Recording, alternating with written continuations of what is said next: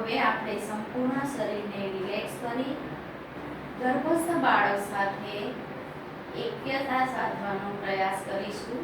ગર્ભ સંવાદ દ્વારા માતા અને ગર્ભસ્થ બાળકનું બોન્ડિંગ ખૂબ જ મજબૂત બને છે.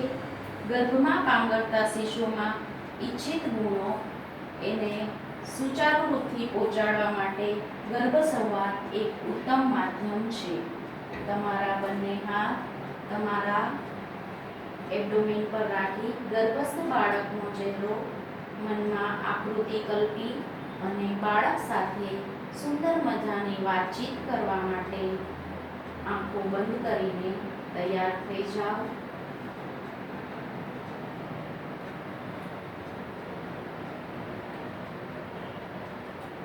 ગર્ભ સંવાદમાં અલગ અલગ સંગીત શ્રવણ, હાલરડા,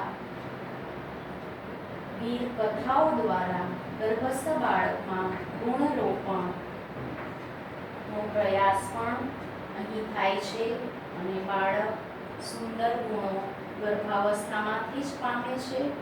માતા સાથે ગર્ભનું બોન્ડિંગ ખૂબ જ સુચારુ રૂપથી થાય છે.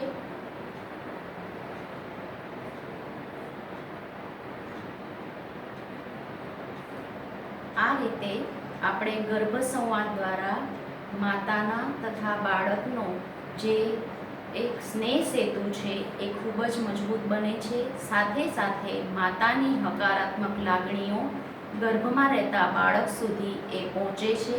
જેમ કે અભિમન્યુની વાત આપણે દરેકે સાંભળી જ છે. તો આ ગર્ભ સંવાદ દ્વારા આપણે બાળકમાં ઈચ્છિત ગુણો, અલગ અલગ ક્વોલિટીઝ એ પહોંચાડવાનો પ્રયત્ન કરીએ છીએ અને માતા તથા બાળકનો સ્નેહનો સેતુ એ વધારે સુંદર તથા વધારે મજબૂત આ અવસ્થાથી જ બને છે. Thank you.